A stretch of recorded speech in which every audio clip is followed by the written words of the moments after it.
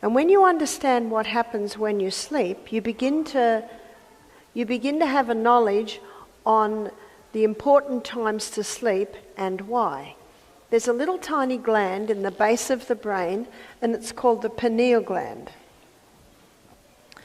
And the pineal gland is about the size of maybe a macadamia nut, and it's right in the base of your brain. And the pineal gland releases 4 hormones every night, but only in certain hours. Huge problem today is insomnia. Huge problem. Why? Why are people having trouble with sleep? The earlier you go to bed, the more likely you are to fall into a deep sleep. Don't you hate it when you've slept for what feels like an eternity, but still feel tired in your bones, with zero motivation to leave the bed? Did you know that it might be because you are not sleeping right? That's right. There are right and wrong ways even for sleep. And Barbara O'Neill has revealed a secret that might just help your sleeping problems. So watch this video till the end, so you can learn how to wake up refreshed. Starting with the shocking truth about 8-hour sleep cycles. Alright, so we know that your body needs sleep to function properly. But before we get into the details of how and when, we need to understand how long we need to sleep. And that's where Barbara O'Neill steps in. According to the naturopath, your body needs at least 8 hours of sleep. We need to be sleeping 8 hours a night, 8 hours. So you've got a choice. That can be 8 p.m. to 4 a.m., 9 p.m. to 5 a.m., my favourite, or to stretch 10 to 6. While she was giving a lecture about optimizing sleep, she quoted a British professor who had done extensive research on sleep and how it affects our bodies. According to his findings, people who sleep 8 hours a day have better memory and brain functioning than people who sleep 6 hours a day. Barbara has also been a strong advocate of this concept. She claims that sleeping 6 hours a day is actually more dangerous than sleeping 4 hours a day. Sounds pretty odd, right? Well, she explains that if a person has slept 4 hours, then that person will wake up tired. But if someone sleeps 6 hours a day, they will wake up just fine. However, that's dangerous because your body hasn't rested enough to recover fully. 10 nights of 6 hours sleep a night doubles your risk of mental illness. And 6 hours sleep a night, the person doesn't even know they're not functioning properly because they actually feel all right. What a deception is that? According to her, the brain wouldn't even have time to cleanse itself of the useless information. While quoting Dr. Matthew Walker, she even said that sleep deprivation has caused more road accidents than alcohol. Next up, we need to understand why sleeping from 9 p.m. to 5 a.m. is the ultimate sleeping hack. Can we sleep at any part of the day? Or does it have to be a specific time? Barbara has also discussed this, and according to her, the best time to sleep is 9 p.m. to 5 a.m. But to understand it a bit better, we need to understand the difference between REM and NREM sleep. Barbara explains that there are 2 types of sleep: non-rapid eye movement, NREM sleep, and rapid eye movement, REM sleep. In NREM, your body moves your memory from your hippocampus to the cortex in your brain and cleanses negative emotions as long as you have forgiven. She said about REM sleep, this is where all the dreaming happens. According to her, this phase is important because it is when you do all of the creative thinking. Barbara claims that the 9 to 5 sleeping time is perfectly divided. Before midnight, NREM is at its peak, which means your brain is busy cleaning it up. And as the night progresses, the shift is more toward REM sleep. This basically means that 9 p.m. to 5 a.m. has perfectly balanced timings. So you free up the space in your head, as well as effectively sort out the information that you gathered during the day. Now, this raises an important question. What are the hidden dangers of going to bed after midnight? Most of us have a habit of sleeping in the later part of the night. We usually go to bed after 12, thinking that we'll get more hours out of the day. And while we might think that those 3 extra hours are for our pleasure, they might be doing more harm than good. I was reading one research paper that said that regular late nights has a similar effect on the body to alcoholism and drug addiction, because it's not allowing the body to revive and recharge every night. There are some things that can stimulate the release of these, and there are some things that can inhibit. And we're going to look at Sustain Me, and I'm going to show you how the basic principles of Sustain Me, these laws of health, how they can influence sleep. As we just discussed, NREM sleep occurs in the earlier part of sleep, and when we decide to sleep late, our brain doesn't get to experience that. This results in our brain not getting enough time to clear out the memories from the previous day. This would ultimately mean that you won't have enough space for new memories either. Plus, this could potentially lead to brain fog as well. And that's not all. Hormonal secretion is cut down by almost half as well. From mood to memory, these hormones are necessary for better mental health. But what hormones are these? Well, Barbara revealed the 4 powerful hormones released during sleep. So, what are these hormones and how come they're only released in that time? It's to do with the circadian rhythm. You've heard of the circadian rhythm?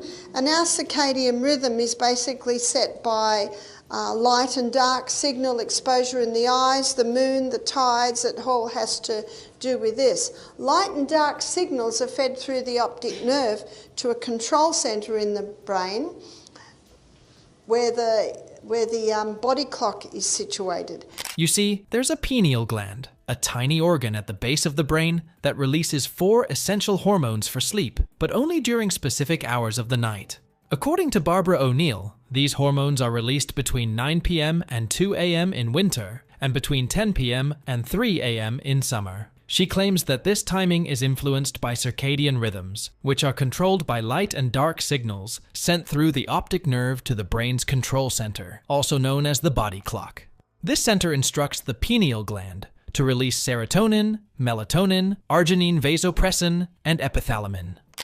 And the body clock communicates with the pineal gland, and that's why it is released at these times. What are these hormones? First, let's talk about melatonin, which plays a crucial role in regulating the sleep-wake cycle. Now, the gland releases more melatonin in darkness, which helps improve sleep quality and duration. Barbara O'Neill calls melatonin the fix and rejuvenate nighttime hormone because it repairs and revitalizes the brain and body during sleep. And how can we increase it? It's as simple as avoiding the blue light from the screen before sleep. We'll talk more about this later on. Next up is serotonin, which is known as the feel-good hormone and affects mood. What's interesting is that a lack of sleep can lead to mood swings due to disrupted serotonin levels. And if the children have a late night, what are they like in the morning? They're not happy chappies, and neither are the parents. Another hormone she mentions is arginine vasopressin. This hormone helps alleviate pain and promotes deep sleep. And to up its numbers, O'Neill suggests high-intensity interval training to enhance its effects, as it helps eliminate bodily waste. The last one is epithalamin, which helps regulate the pineal gland and boosts learning capacity and slows aging. This one is particularly important as she highlights its importance for memory retention and keeping the brain active again and again. Now that we understand how the hormones released during sleep are great for the body, let's discuss the mind-blowing connection between early sleep and brain cleaning. While discussing the benefits of going to bed early, Barbara mentions the importance of hormones again. We discussed how arginine vasopressin works and how important it is for deep sleep as well. Deep sleep is important for you, as it plays an important role in many things. From compartmentalizing your emotions to forming long-term memories, this part of your sleep cycle is crucial if you want a healthier and more functioning brain. Barbara emphasized its importance and told us that we need to make a habit of sleeping earlier, as this will allow us to enter deep sleep earlier. She even says that you should exercise throughout the day, as that will exhaust your mind and body, forcing you to sleep earlier. Well, if you're not used to it, you can just go like that. That's called the health bounce. And that's also why the hours before midnight are worth double. You see, when you sleep before midnight, the hormones work in such a way that it helps you forget the unimportant stuff that you've gone through throughout your day. And that helps you make space for newer memories or anything that you'd like to memorize. And arginine vasopressin is our natural painkiller.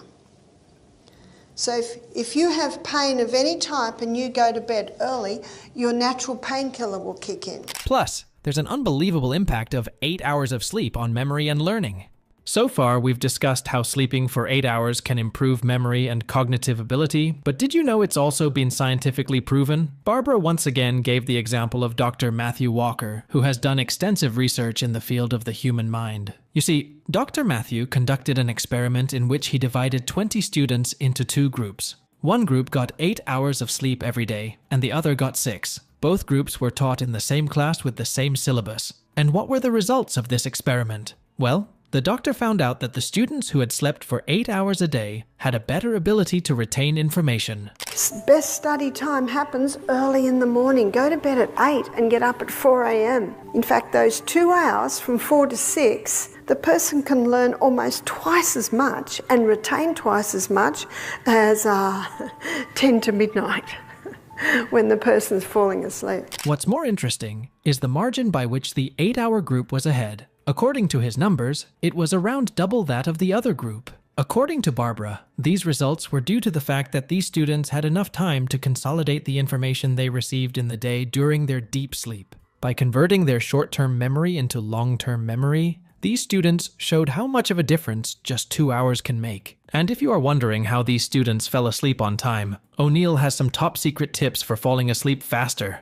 When you don't get enough sleep, your body has an imbalance of hormones, all 4 of them. Not only do you wake up tired, but the lack of serotonin affects your mood as well. So how can you make sure you are getting 8 hours of sleep? You can start by improving your air quality. By opening your window and making sure there's cross-ventilation in your room, Barbara says you'll improve the quality of your sleep. Moving on to the next one, getting enough sun exposure. This one is particularly important, as, like we mentioned earlier, sleep depends a lot on the circadian rhythm. According to Barbara, sunlight fixes your rhythm as it has a blue light, which tells your body that it's time to wake up. And that's not all. Sunlight also helps regulate the hormones from the pineal gland. Other tips she has for better sleep include avoiding caffeine and sugar in the evening, incorporating exercise into your routine, having a balanced diet, drinking enough water throughout the day, and managing stress and anxiety. And that's why exercise in the day is vital in maintenance of pain of any type in the body, because it helps to release your natural painkiller every night. And that also puts you into a deep sleep. Another thing she told us to be wary about is the alarming truth about phones in the bedroom. We've all heard that phones aren't good for us at least once in our lives. But what's the science behind it, and how does it affect our sleep? Remember the blue light from the sun we mentioned a little while ago? According to Barbara, your phones emit the same light, but it has a different frequency. Now, when you are using your phone at night, these light rays trick your body into thinking that the sun is up outside, and it's time to wake up. So, basically, these devices are disturbing your circadian rhythm. Sleep wasn't a problem before electric lights came along. People went to bed when the sun went down. And if they did anything, you couldn't do much under candlelight, is that right? But insomnia is a huge problem today. And there are a few reasons. She claims that there must be a time for winding down, especially an hour before sleep. That's also why she recommends having softer night lights in the room and reading a book if you can't fall asleep. And not just any book, something that isn't thrilling for you. She even suggests putting your phone in a different room when you want to sleep because phones are your worst enemy. Even if you are really tired, using your phone forces your brain to stay active, which can cause you to lose sleep. Plus, it's always tempting to check out those notifications. Lastly, she mentions unlocking the power of gratitude for incredible sleep quality. Now, I know what you are thinking. How is that related to sleep in any way? Well, Barbara claims that it is one of the most important steps.